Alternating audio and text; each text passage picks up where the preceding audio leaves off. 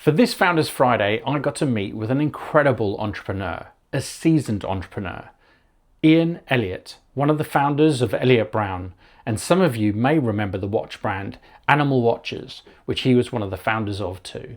Well, Ian, thanks a lot for joining me today for Founders Friday. To start with, when did you realize you had to go all in? But firstly, I've never done anything without going all in. It's kind of all I've ever known. But Alex and I had a conversation. He was still at Animal, and I was at a creative agency that I'd started called Salad. And we had a beer one night, and we started discussing, imagine what we could do with all the knowledge we've built up over 20 odd years each of seeing everything that could go wrong with a watch. And that just lit a spark. I was quite happy. We had a successful agency. Alex was quite happy. I'd say he was quite happy. He was reasonably happy at Animal. I'd be lying if I said he was 100% happy because there've been so many changes there. And that seed just took root really firmly. The next time we met, we were going to go, yeah, let's make watches at like $3,000 to $5,000 and we'll compete with Amiga and all that kind of stuff. And then we very soon realized that that would need a really, really big pot of money to create a brand that would do that. But it was a seed that we couldn't get out of our heads. And we met again, and the conversation turned to, let's just make the watches that we really want to make. Mm. And that was the turning point. That was we've got to do this. And then I was working out exit routes from my creative agency and how I might manage that, which resulted in selling that to my co-founder there. But yeah, that was the moment. And that was probably 2011, something like that. Wow. Now, some people watching may not realize the incredible past experience and history that you've got. So I want you almost to go back to the early days. I think when we last spoke, you were telling me about you were at university. Like, when did you take that first leap in creating your own business and then eventually onto Animal and everything else? Like, I'm interested really at the early days of how you started. How long have you got? it all stemmed from school, really, where I felt like a square peg in a round hole. I got stuffed into a school I didn't enjoy. It was a very academic place. I wasn't academic. I ended up doing sport and technology and practical subjects like drawing and stuff because I just didn't fit with all the other stuff that was going on. I tried to take maths and physics and failed them miserably, but ended up at university anyway. I managed to retake some A-levels and I went to a polytechnic in Portsmouth. All I did there was surf and windsurf. And while I was there, I went to South Africa and lost a watch surfing.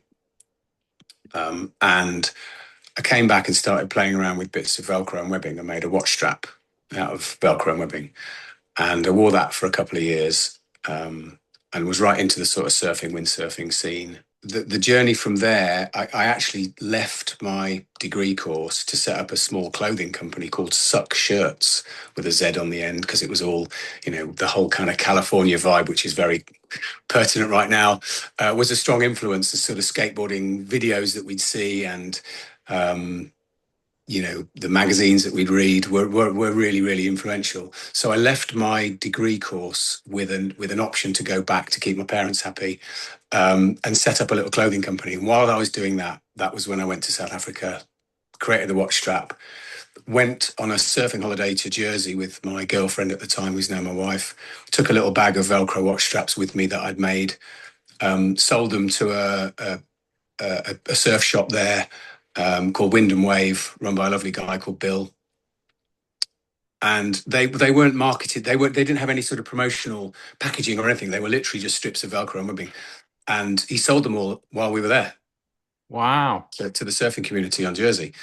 And I was like, well, that's a thing. And then I by chance, I got together at a birthday party with someone I knew from the Polytechnic who was also a windsurfer, and we stuck 250 quid into a new bank account, registered a limited company, called it Animal, and started making watch straps. Amazing.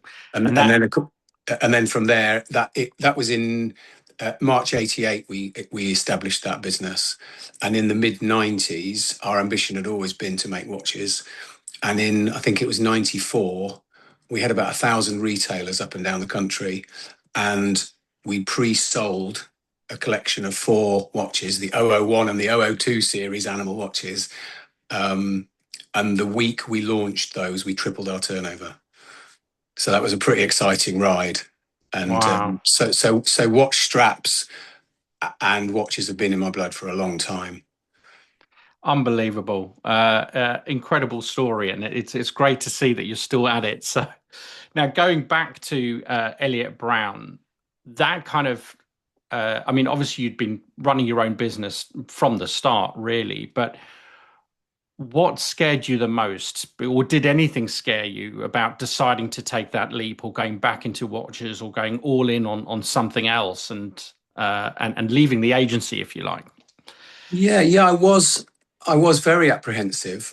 I think you can't not be. It's a healthy thing if you're starting a business. It's like the most complicated recipe in the world, running a business, and you've got to make everything. Every ingredient's got to be just right, and then it'll perform and taste good. And I didn't know if 10 to 12 years after coming out of Animal, the agency was relatively unheard of compared with the sort of the brand cachet that something like Animal had. And I didn't know if my reputation still counted for anything all those years later. So I was very nervous about going to friends, family, acquaintances, people I'd met in business to say, "Hey, do you fancy investing in this startup?" And so, yeah, I was very, very apprehensive about that. And as luck would have it, they were all like, "Yeah, we're in." Wow. Um, and no one pulled out. It all worked. And yeah, we opened the doors in March 2013 to Elliot Brown in the room I'm in now. Incredible. And was there a moment in that time, I guess mostly around the early days, was there ever a moment you thought this might not work? No, no, we were very confident that there would be a market. We didn't know how big it was for the very narrow channel that we operate in. So obviously we're indestructible watches. We're very good at watch conkers, and that is a very narrow channel. But uh, blind ambition, I don't know, call it what you will. I think if you believe strongly enough in something and you make it well enough, it will attract the right audience so long as you tell them, and Yeah. so long as you make efforts to collaborate and do those sorts of things. And that's exactly what's happened. When we first launched, we went to Daniel Marlins from Now Watch Insider, who was organising the very first London watch show at the Mm. Freemasons Hall in Covent Garden. And that's where we launched in 2013. And we felt like a proper pair of country bumpkins turning up to this watch industry event. We didn't know how watch displays worked. We didn't know how you carried watches, what was going to look cool, what was everyone else going to have. There was proper FOMO in the run up to it. Um, we made some really nice blocks of slate from Honister Slate Mine in the Lake District. We had some really lovely rubberized C clips made that were branded, and we did a few things that we just felt natural and fitted what we were doing. We made an aluminium. We got a zero Halliburton aluminium flight case, same as James Bond uses, and had some foam inserts made, and we carried our watches around in that. I remember walking down a particularly dodgy high street in North London with one once, feeling very, very conspicuous, and wished I had it chained to my wrist. But it turns out we did an okay job, and the industry liked us. We instantly got some recognition. I think we won a Sports Watch of the Year award with Watch Pro, and I don't know what that meant, but it felt good, and I think people saw it, which was part of the game, isn't it? Is getting your message out. So we launched on a high. Yeah. Yeah, and I must say, I look in admiration of your watch display at trade shows. I think it's such a smart way to carry your display watches around, and it becomes the stand. So I think it's very cool.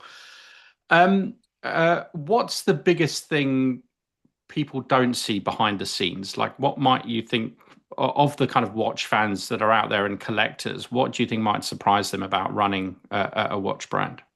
The obsession. With Alex and I definitely 100% on the spectrum. And I think we're also typically British, so we don't say that's good enough. Like that's not a thing. It has to be excellent. Yeah. And we really push our vendors to do extraordinary things. And that's perhaps one of the reasons that, there's very little competition actually in our space and what we do in the market, because it's so difficult to make. And that's because of our obsession to make it the best it can possibly be. So the little shock absorption systems, imagine creating our Beachmaster watch. So you've got inside that watch case, you've got spring-loaded ceramic ball bearings that are giving you that beautiful tactile click action, which are going in and out of little dents on the outside of that inner bezel. Also in that case, you've got triple seal crowns and you've got a shock protection system which floats, holding the movement. And that's not easy stuff to achieve. That click action took us 2 years to get right on the Beachmaster. So I'd say obsession it carries you a long way, and that's definitely behind the scenes. I don't think people realise, or no one really realises just how much time and effort that takes. Yeah. We do talk about it.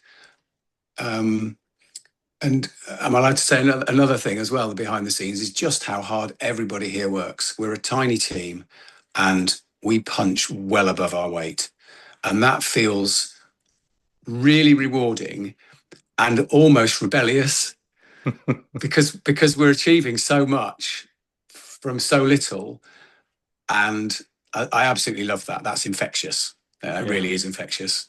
Well, I mean, it's really impressive, and obviously, I originally started as a collector and set up my watch brand over a year ago. And I must say, one of the most supportive teams and brands to me has been Elliot Brown. I mean, the team has been absolutely fantastic to me, whether it's as a collector or starting my own brand. And whenever I meet people and it comes up in conversation, I talk about what a fantastic team Elliot Brown is. So you've done a fantastic job there, and I think that the passion really shows. In the watches you produce. And before we started recording, I mean, you showed me the cabinet with these watches that have been abused as part of the testing process. They've been blown up, thrown down the bottom of the ocean, you name it. It's quite incredible the lengths that you go through. So that definitely shows. And I think I know the answer to this. In fact, I'm pretty sure I know the answer to it, but I have to ask it. Lastly, was it worth it? Oh, 100%. I mean, we've got an office on the edge of Poole Harbour, overlooking the water in the islands. I'm a big water sports enthusiast and a mountain biker. So we've got the Purbeck coast. It's called the Jurassic Coast. It's a World Heritage Site on our doorstep. I've got a van in the car park with wing foiling kit in it that I use because I'm able to. We've created a business that is successful. I don't think we've scratched the surface of what we can do, genuinely. But one of the things I would say is that no matter what we do, we have a mantra: it's nice to be nice. And we try and help anybody, anything. There's half of our business we never talk about. It's special projects for groups and organizations, government agencies. It might be the special forces. And 10% of that business, so 10% of the retail value of that business gets given to charity.